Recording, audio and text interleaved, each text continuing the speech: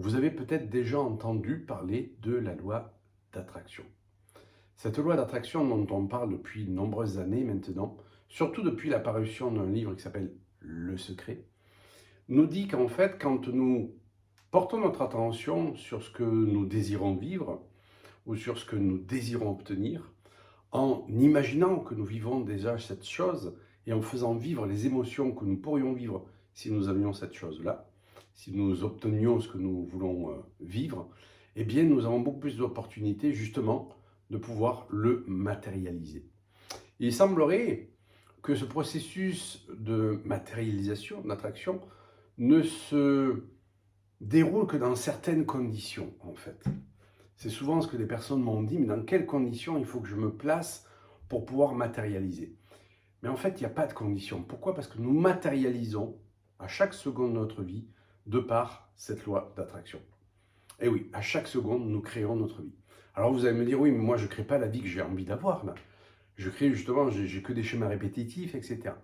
Et c'est là que c'est intéressant de comprendre qu'en fait, nous sommes à la base de ce processus de création en fonction de nos croyances, en fonction de nos pensées, en fonction de nos mémoires acquises par notre expérience de vie et nos mémoires innées qui sont issues des générations passées. Cela veut dire que, eh bien, je crée sans arrêt, mais la plupart du temps, dans la mesure où je ne suis pas conscient de ces principes, de ce qu'il faut appliquer quelque part comme principe dans cette matérialisation, je vais créer la plupart du temps à mes dépens. Je vais créer souvent ce que je ne veux pas. Mais il est vraiment important de comprendre qu'en fait, nous créons sans arrêt et nous sommes quelque part des machines à créer. Alors, des machines, c'est peut-être pas le terme, mais nous sommes vraiment un processus magique plutôt qui permet de créer à chaque instant. Il est nécessaire de comprendre aussi qu'il n'est pas plus difficile de créer une vie riche de sens, une vie que je désire, que de créer une vie que je ne veux pas. Pour ce principe-là, pour la loi d'attraction, c'est pas plus difficile. C'est nous qui pensons que c'est beaucoup plus difficile, donc inatteignable, de créer une vie que nous désirons, plutôt qu'une vie que l'on va subir. Et tout ceci vraiment dépend de nos croyances, de notre pensée et de notre façon d'aborder la vie. C'est ce qui permet effectivement de voir, je dirais, dans le spectre de l'humain, eh bien, tant de variétés dans la possibilité de créer, des personnes qui créent absolument ce qu'elles veulent et des personnes qui n'arrivent pas à créer ce qu'elles veulent. Et souvent on va dire, waouh, ils ont de la chance, ou alors il y a quelque chose de magique, ou ils sont bien nés, etc. Alors que pas du tout. Ils pratiquent de manière innée cette loi d'attraction sans pour autant l'avoir conscientisé, ou peut-être l'ont-ils conscientisé, en tout cas, ils en connaissent les principes. Et donc, je vais vous donner dans cette vidéo 3 principes qui sont nécessaires pour aller justement matérialiser une vie riche de sens. Le premier principe, je décide, d'accord, de me fixer sur ce que je veux obtenir. Très souvent dans mes formations, pour la plupart du temps d'ailleurs, je fais passer un questionnaire en disant, voilà, qu'est-ce que vous désirez vivre? Et la plupart des personnes, beaucoup de personnes en tout cas, me mettent, je ne désire plus avoir de douleur, je ne désire plus avoir ma maladie, je désire ne plus avoir de peur, par exemple. Alors, vous allez me dire, oui, mais c'est vrai qu'il faut mettre ceci sous forme positive. C'est pas tant la forme positive ou la forme négative, bien que ça compte effectivement, c'est surtout que même si je passe par un processus de de savoir ce que je ne veux plus pour savoir ce que je veux, parce que beaucoup de personnes ne savent pas ce qu'elles veulent, elles savent ce qu'elles ne veulent plus, mais elles ne savent pas ce qu'elles veulent.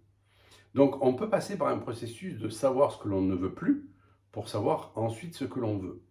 Mais beaucoup de personnes s'arrêtent à ce que je ne veux plus et vont fixer sur ce que je ne veux plus. Et dans la mesure où je vais porter mon énergie là-dessus, et puis la loi d'attraction va faire que je vais quelque part permettre à ce processus de ce que je ne veux plus de continuer dans ma vie.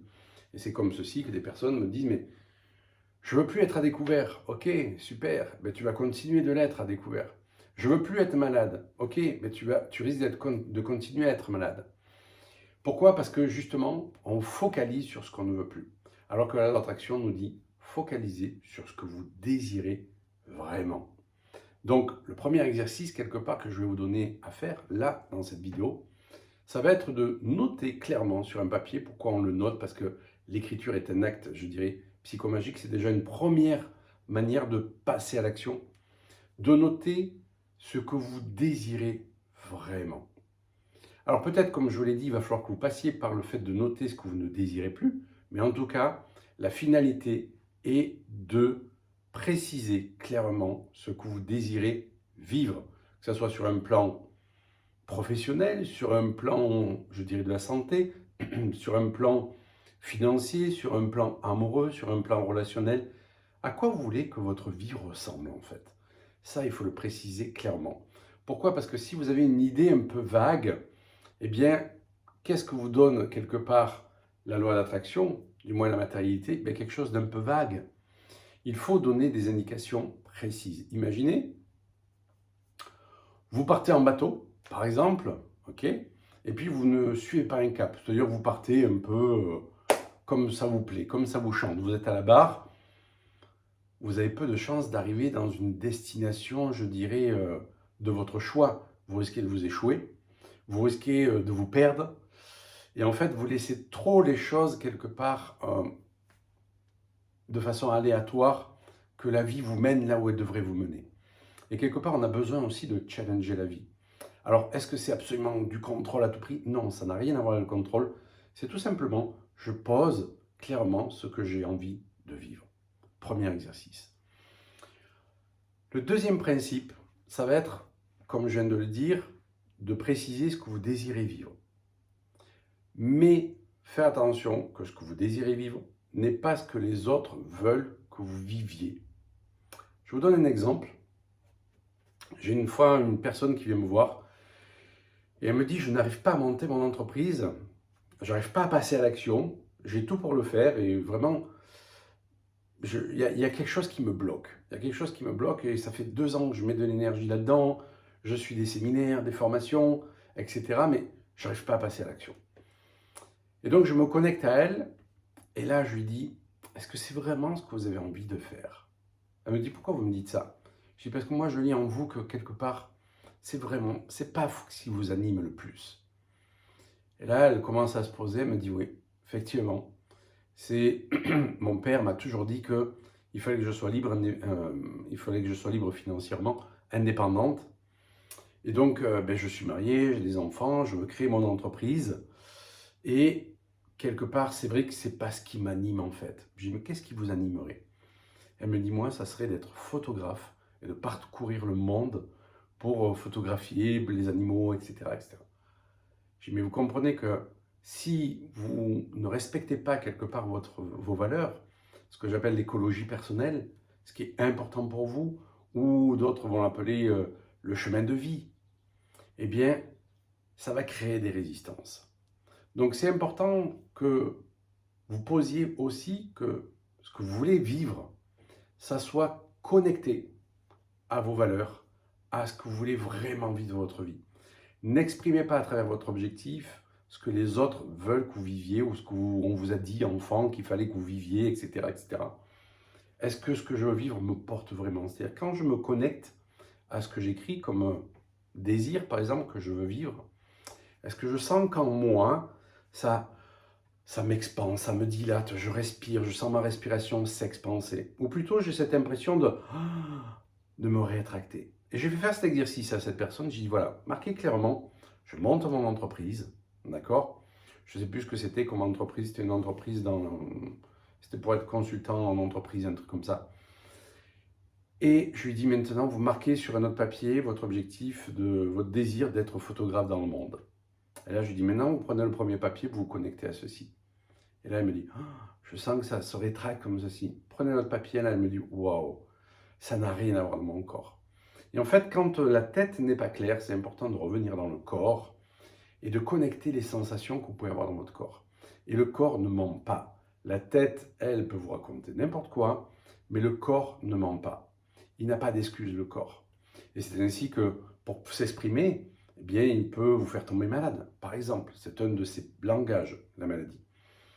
Donc, cet objectif que vous allez poser, eh bien, posez-vous la question de savoir si c'est vraiment pour vous, si c'est vraiment ce qui vous tient à cœur, si c'est vraiment ce que vous, quelque part, entre guillemets, ce que vous êtes appelé à faire sur cette terre, ou est-ce que c'est plus pour répondre aux injonctions et obéir quelque part à la société, à vos parents, aux autres, à votre conjoint, etc. Ça, c'est le deuxième principe. Pourquoi? Parce que s'il n'est pas respecté, eh bien, vous allez matérialiser peut-être des choses, mais qui ne vous feront pas vibrer, qui ne vous mettront pas en joie. Le troisième principe, c'est de se connecter ensuite à sa puissance créatrice. Où elle est, cette puissance créatrice? Est-ce qu'elle est ici? Je dirais que la tête, quelque part, est un transmetteur de nos désirs, de mettre en mots ce que l'on désire.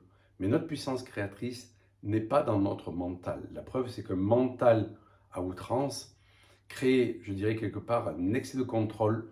Et cet excès de contrôle va vous bloquer automatiquement dans la matérialisation parce que vous allez beaucoup trop réfléchir et pas assez passer à l'action. Notre puissance créatrice, elle se passe dans notre ventre, dans notre bas-ventre. On pourrait dire au niveau du premier chakra, par exemple, quand on descend vraiment dans son bassin et que ça permet d'être vraiment là, posé, boum, dans la confiance, dans la foi, dans la sécurité, dans l'ancrage. Dans le fait de faire confiance à la vie. C'est-à-dire, je pose mon intention, ok, je le décide, je vais mettre en place ce qu'il faut, je vais créer les actions nécessaires et ensuite, je fais confiance à la vie pour me mener à destination. Et donc, c'est important de descendre dans son bassin. Comment vous faites? Eh bien, vous l'avez déjà vécu de toute façon quand vous étiez crevé, par exemple, vous étiez fatigué, vous êtes allé sur votre canapé, ou alors vous êtes allé dans votre bain, vous étiez fatigué de la même manière et vous êtes rentré dans votre bain, pareil, vous avez... Vous voyez, ce relâchement qu'on peut avoir et qui fait qu'on descend dans son bassin. Alors, il y a mille et une façons de descendre dans son bassin. Je vous en ai montré une. Ceux qui pratiquent les arts martiaux, le tai chi, le qigong, etc., savent aussi descendre cette énergie-là. C'est ce qu'utilisent les grands maîtres en arts martiaux pour avoir cette puissance. Et durant la masterclass que j'organise, qui s'appelle justement Révèle ta puissance, raison pour laquelle je fais cette vidéo, je fais expérimenter aux personnes qui sont là, comment elles peuvent descendre dans leur bassin et aller connecter cette puissance. Alors c'est très intéressant parce qu'en fait, je les fais mettre en binôme et il y a une personne qui descend dans son bassin comme ceci et l'autre est en réception, ferme les yeux et ne sait pas quand, je dirais, la personne descend dans son bassin. Et automatiquement, quand la personne connecte sa puissance, la personne qui est debout à côté d'elle va vaciller, va être repoussée vers l'arrière. C'est quelque chose de assez magique pour les personnes qui découvrent ça. Et moi, j'ai toujours plaisir à le faire en démonstration pour montrer comment, quand on vient investir ici son bas-ventre, on est connecté à sa puissance. Et en fait, on a beaucoup plus de force de matérialisation que si on reste dans sa tête. On nous a tous dit qu'il fallait venir dans le cœur. Effectivement, le cœur est plus puissant que la tête, mais pas assez puissant pour la matérialisation, où il faut quelque part un ancrage solide. Alors, cet ancrage, moi, je ne le fais pas en visualisant qu'il y a des racines qui poussent dessous mes pieds, etc. Parce que là, je suis encore en train d'être dans ma tête en faisant ceci. Je descends tout simplement dans mon bassin par cette expiration que je vous ai donnée. Et là, je m'aperçois que mon aura se dilate et j'ai beaucoup plus de force, j'ai beaucoup plus de puissance. J'ai beaucoup plus de puissance dans ma création, en fait. Et vraiment, je fais vivre ça dans la masterclass et je vous dis, c'est toujours assez bluffant. Personne me dit, oh, mais j'arrive à faire ça. Ouais, c'est surtout que tu connectes que quand tu es ici dans ton bas-ventre, dans ton bassin, eh bien, tu es beaucoup plus assis, tu as beaucoup plus d'aplomb, tu as beaucoup plus de stabilité que si tu es ici, en fait, et ça va demander beaucoup plus d'efforts. Et donc ça, c'est le troisième principe, c'est d'apprendre à incarner ce que l'on désire vivre. Et justement, en descendant ici. Alors, des tas de personnes incarnent ce qu'elles désirent vivre, bien entendu, n'ont pas conscience qu'elles descendent forcément dans cette puissance-là, mais en tout cas, vivent ce qu'elles veulent, je dirais, vibrent plutôt ce qu'elles veulent vivre. C'est ainsi qu'une personne qui vit l'abondance financière n'est pas orientée restriction ou manque. Elle est orientée abondance financière. Est-ce qu'elle est tout le temps orientée ici? Non, elle le vibre dans son corps. Et c'est ça qui est important, c'est d'apprendre à descendre dans son corps pour vibrer ce que je désire en fait vivre.